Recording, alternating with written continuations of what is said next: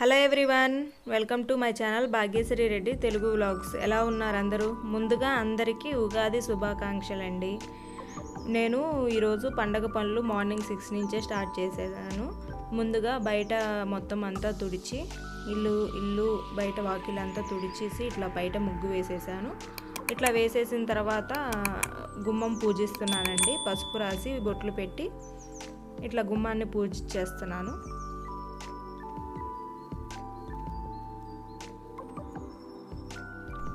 ఇక్కడ నేను పైన ముగ్గు యూజ్ చేయట్లేదండి, బియ్య పిండితోనే వేస్తున్నాను. ఎందుకంటే నాకు ఇక్కడ ముగ్గు ఎక్కడ దొరకలేదు, కానీ ముగ్గుతో కంటే బియ్య పిండితోనే వేస్తే మంచిదని చెప్పి బియ్య పిండినే యూజ్ చేస్తున్నాను.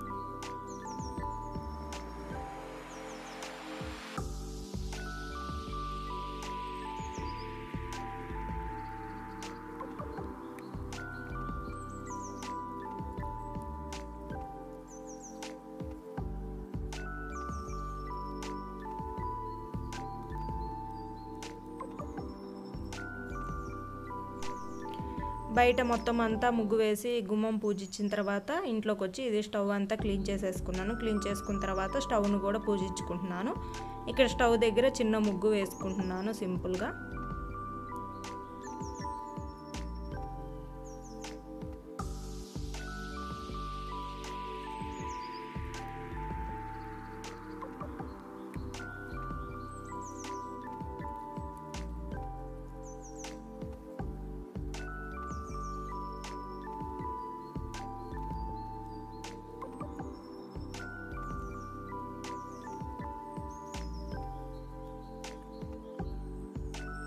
ఇట్లా ముగ్గు వేసేసిన తర్వాత స్టవ్ను కూడా కొంచెం పసుపు రాసి ఎక్కువ పూయట్లేదండి, లైట్గా ఒక చుక్క టైపు పూసుకొని చిన్నగా పూజించుకుంటున్నాను స్టవ్ను కూడా.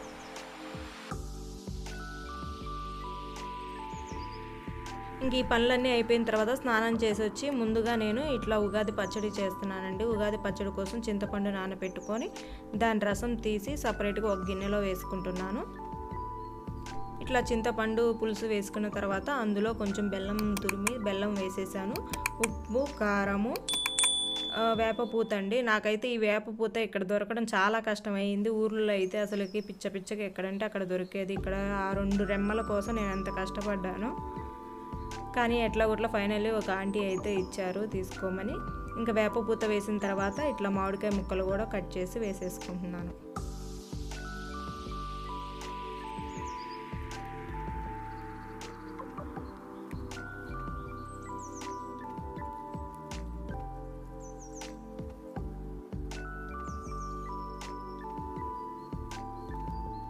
పచ్చడి చేసిన తర్వాత అది పక్కన పెట్టేసుకొని తర్వాత పులిహోర కూడా చేసేసాను. ఇది మామిడికాయ పులిహోర అండి. ఇది ఎట్లా చేయాలి ఏంటి అనేది పూర్తి వీడియో నేను ఒక వీడియోలో చేసి చూపిస్తాను.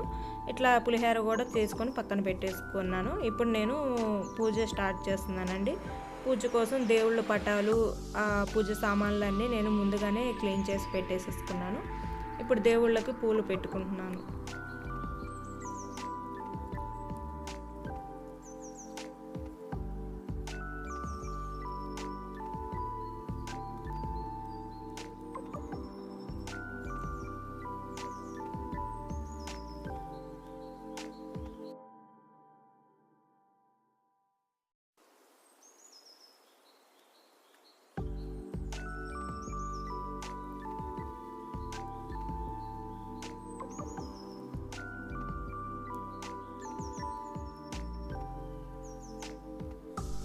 నేను మరీ ఎక్కువగా ఏం చేయనండి, సింపుల్గా చేసేస్తాను పూజ.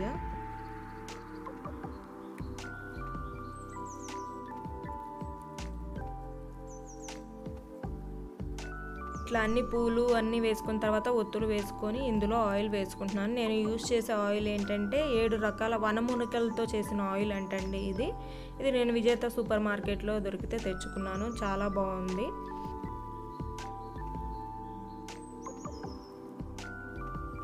ఇట్లా ఆయిల్లో ఒత్తుల్ని తడిపి పెట్టేసుకున్నాను. ఇప్పుడు నేను మామిడి ఆకులు ఉంటే అవి మందిరం పైన ఇట్లా పెడుతున్నానండి, అటు ఇటు.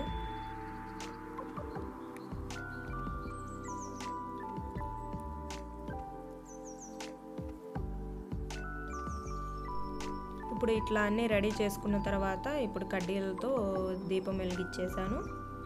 నేనేంటంటే ఎక్కువ ఏమి చేయట్లేదండి, సింపుల్గానే చేసేసాను. మరీ హెవీగా కూడా ఏం చేయను. ఎప్పుడు పూజ చేసినా నేను ఇట్లా సింపుల్గానే చేస్తాను. ఇట్లా మొత్తం అంతా వెలిగించిన తర్వాత దీపారాధన చేసేసి వాటికి బొట్లు పెట్టేస్తున్నాను.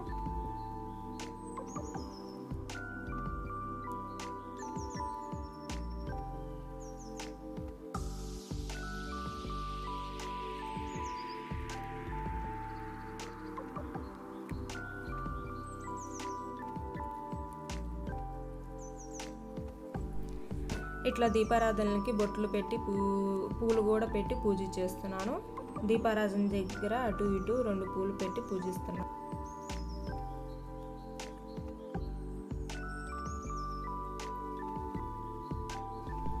ఇట్లా దీపారాధన చేసి దీపాలు పూజ చేసుకున్న తర్వాత ఇట్లా అరటిపళ్ళు పెట్టుకుంటున్నానండి. ముందేమో ద్రాక్ష పెట్టాను, అవి పెద్ద సైజు కాబట్టి ఒక 3 కాయలు పెట్టుకున్నాను. తర్వాత అరటిపళ్ళు అక్కడ పట్టడం లేదని కింద పెట్టేశాను దేవుడి గుడి దగ్గర.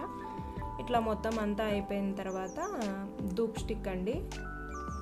నేను కర్పూరం అవి వెలిగించకూడదండి. రీజన్ ఏంటంటే నేను తర్వాత చెప్తాను రీజన్ ఏంటనేది. అందుకని చెప్పి నేను ఓన్లీ దీపమే వెలిగించి ఇట్లా కాయలు పెట్టి పూజ చేసుకుంటున్నాను. ఇట్లా ఓన్లీ ధూప్ స్టిక్ వెలిగిస్తున్నాను.